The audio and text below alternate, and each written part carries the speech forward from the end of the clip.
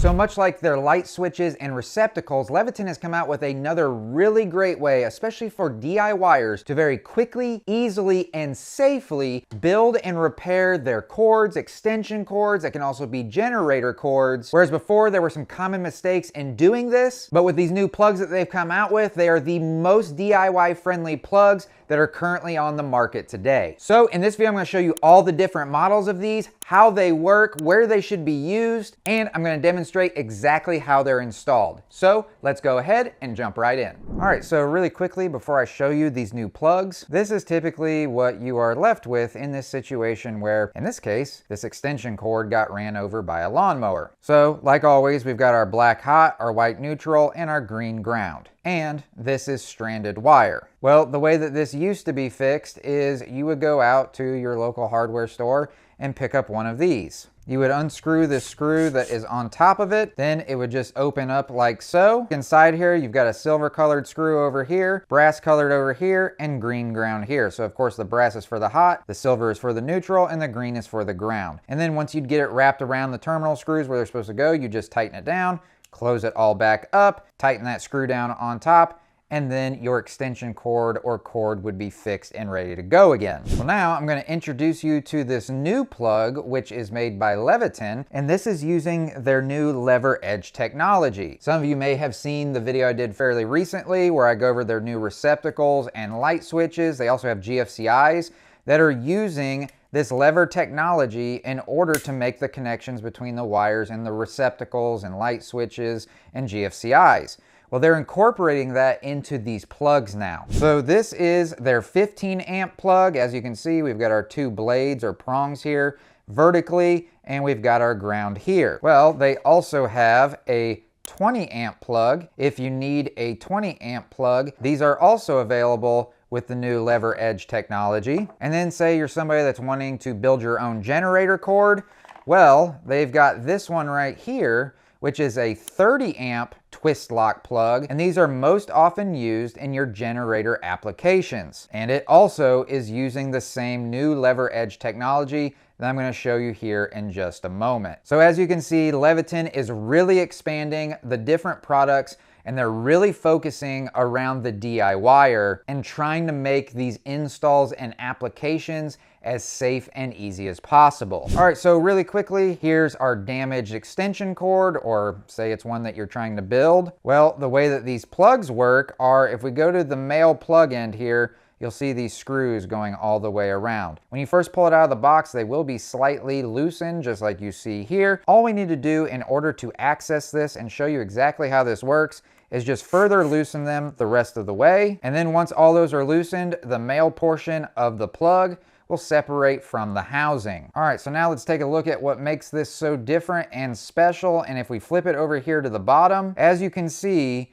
we've got a bunch of different colored levers here. We've got our black, which is going to be for our line or hot wire, the white for the neutral, and green for ground. And just like the new receptacles, you just flip up the levers, insert the wires, flip the levers down, and then they're connected. Just as easy as that. They've incorporated those levers into these plugs and redesigned them to make everything fit and make it as easy as possible. So as you can see with this green ground lever, all I have to do is flip it out to the side. Now at this point, the ground terminal is open and ready for me to insert the green ground wire.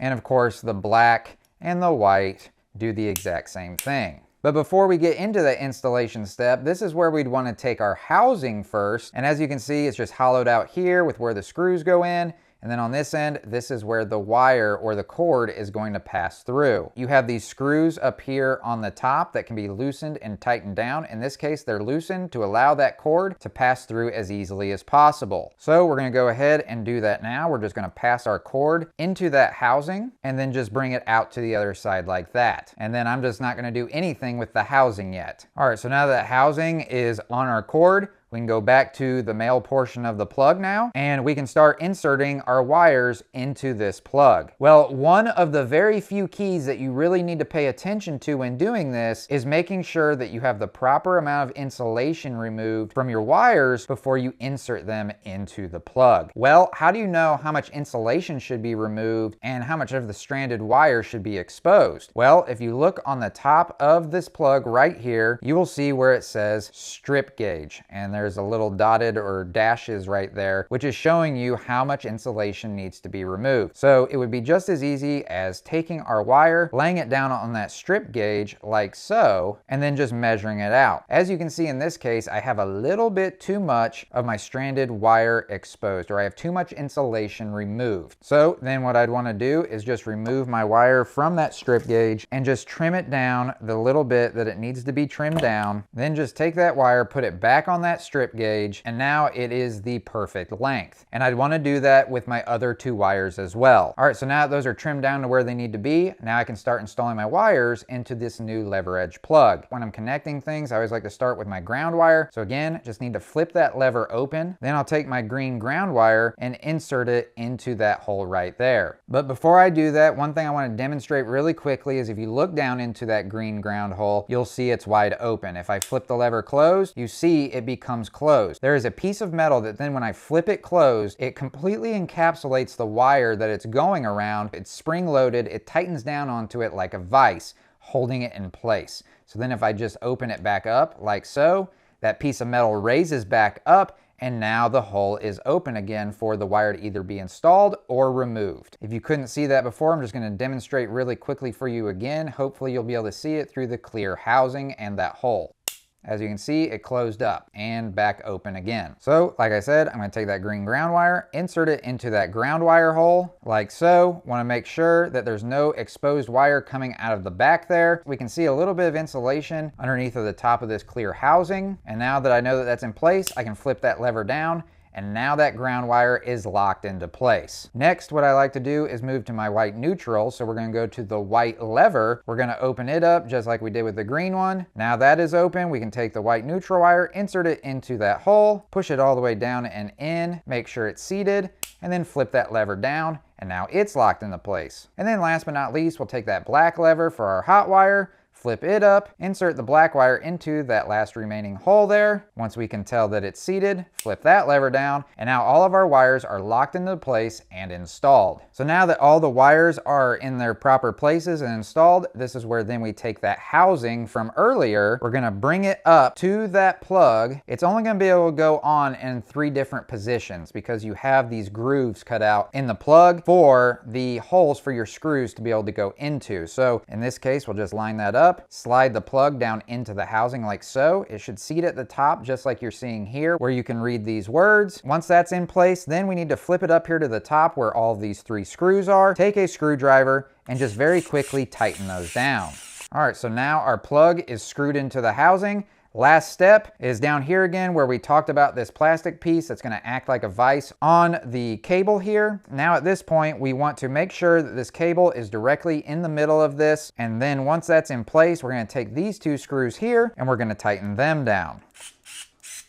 And you definitely want to make sure that you tighten them down really well. It's giving it the strain relief it needs, and it's also making sure that you can't just pull that cord out, possibly causing damage. So just want to make sure that we tighten it down really well. And what that will look like now is it's pretty much all the way down here and really can't be tightened much more. But as long as we can't move that cord, we can't pull on it, there's no movement whatsoever, then that's installed. And so now it's at this point, this extension cord is back in operating condition. It's ready to be used. And it was just as easy as what you saw, taking the proper wires, putting them under the proper levers with the proper insulation removed, and then reconnecting all of the housing together. One of the things that makes it so much safer, we don't have to worry about wrapping it. We don't have to worry about really breaking those strands off when wrapping it and tightening down the terminal screws. There's really no guesswork on where the wires go. Everything is color coded, and there are no installations that are faster than just lifting the lever, putting the wire in, and then putting the lever down. These are more of a commercial grade plug, whereas this original one, or one of these cheaper ones, this is much more residential grade, weighs a lot less, doesn't have as good of components in it. These are just a lot stronger and a lot better, so they're gonna last for quite a bit longer. And for the most part, the installation we talked about a little bit earlier, where there's a 20 amp plug, it's the exact same. Remove the screws, remove the top, run it through the housing, connect the wires, and then connect everything.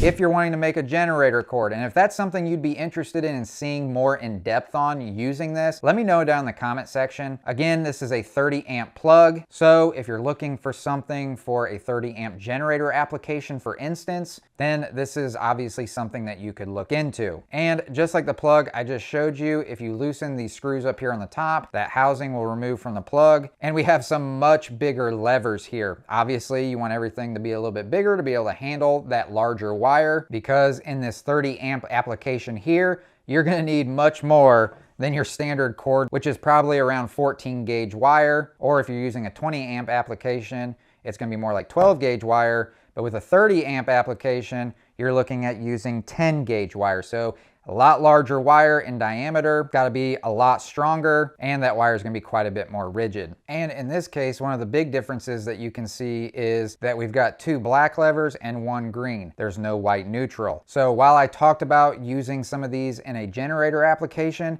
in most cases, this is probably not where you would use this particular one. This is a NEMA L6 plug. So you're just going to have the 2 hots for your 220 or 240, and then your ground. In most generator applications, you're going to want to have a neutral wire, which is going to require more of a NEMA L14. So you definitely want to make sure that you get the proper one for the application that you're trying to use it in. So again, really important, if you do have a neutral wire and you're buying a plug, make sure that it's also got the white lever on the bottom as well. Where in this case, when you only have the 3 prongs, this is just a straight 220 or 240 volt application without a neutral. And for your convenience, like always, I'll have links for everything you see here, everything you saw in the video. I'll also have included links for some additional options that I don't have here that also have the lever edge technology. I'll have links for all of it down in the description down below. When you click on those links, it will take you directly to whatever you clicked on,